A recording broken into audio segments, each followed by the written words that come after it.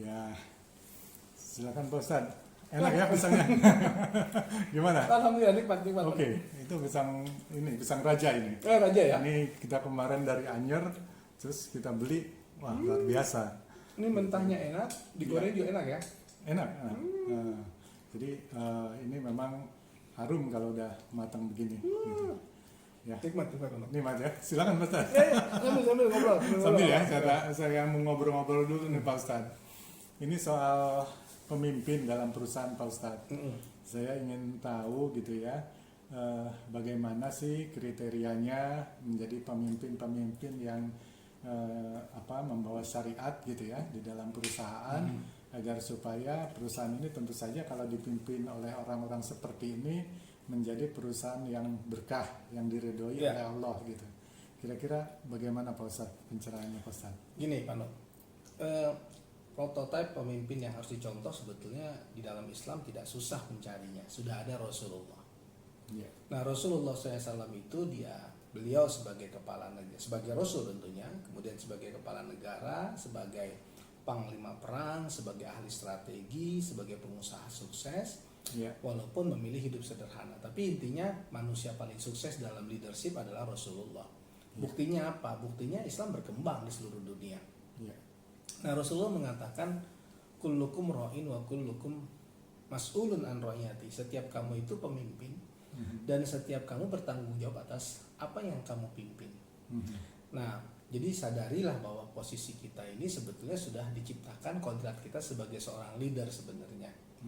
Nah Rasulullah itu sukses dengan 4 sifat utamanya. Amanah, tablik, siddiq, fatonah. Ya dapat dipercaya dan komunikatif. Tablik itu komunikatif, ya. Nah kemudian siddiq itu integritas, ya. Fatonah itu cerdas. Cerdas itu ada 3 aspek penting, intelektual, spiritual, dan emosional. Nah artinya sebetulnya kalau Pak Nur tadi tanyakan pemimpin yang ideal seperti apa, ya sebetulnya pemimpin yang punya integritas yang sangat tinggi.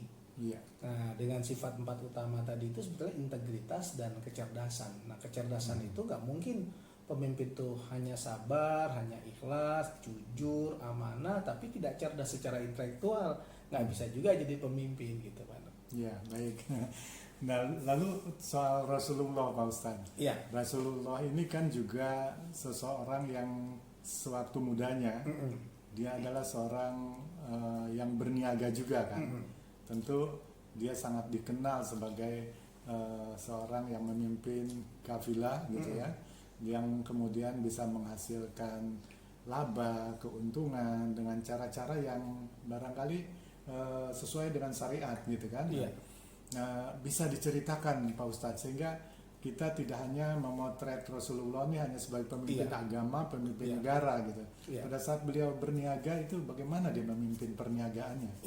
Di dalam sebuah bisnis Pak Nur, tidak bisa dipungkiri bisnis itu untuk dapat keuntungan. Betul. Itu kan bisnis itu dapat keuntungan. Jadi kalau nggak ada keuntungan ngapain kita bisnis? Betul. Ya, karena kaitannya keuntungan itu juga nanti dengan kesejahteraan. Nah orang kalau sejahtera bisa lebih taat ibadah misalnya, bisa lebih tenang ibadah. Nah itu yang harus kita pahami. Nah Rasulullah SAW itu mengajarkan. Kenapa yang diajarkan adalah bisnis, dan Rasulullah adalah seorang pengusaha, entrepreneur sukses. Bahkan Rasulullah sudah memulai itu dari beliau masih muda, ya dari menggembala kambing, kemudian mengambil dagangan dari Khadijah dan menjualnya, dan sukses Rasulullah SAW. Nah hal ini untuk dicontohkan kepada kita, kepada umatnya. Jadi berniaga itu adalah sesuatu yang sangat berkah, halal, mulia. Nah, tidak boleh ketika kita mengambil keuntungan itu merugikan orang lain dalam tanda petik ya. Maksudnya misalnya gini ya. Kenapa misalnya tidak boleh kita melakukan riba? Karena di dalam riba itu ada kerugian yang ditanggung oleh orang lain. Ya, kalau kita berserikat misalnya, kalau kita bekerja sama misalnya, untung sama-sama kita bagi, rugi sama-sama kita tanggung. Nah itu yang diajarkan Islam sebetulnya, sehingga dari hasil bisnis itu ada keberkahan di dalamnya. Tidak ada hak hak orang lain di harta yang kita dapat, di keuntungan yang kita dapat. Tidak ada yang dirugikan, tidak ada yang dirugikan sedih, sebetulnya, gitu. betul. Iya, iya. Satu lagi Pak Ustadz, ini kan untuk menjadi seorang pemimpin cobaan atau ujiannya luar biasa ya.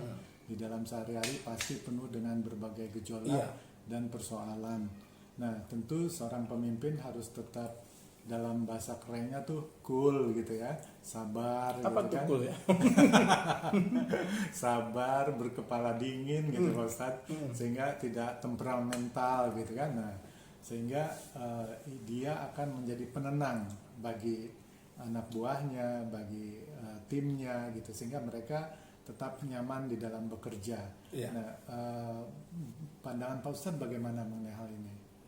Ya, pemimpin itu sejatinya menjadi perekat di setiap perbedaan, gitu ya. Pemimpin itu menjadi penyatu di setiap langkah untuk sampai pada tujuan. Pemimpin itu harus bisa memberikan ketenangan, ketentraman, kebahagiaan kepada orang-orang di sekitarnya. Dan pemimpin itu tidak boleh memimpin dengan arogansi.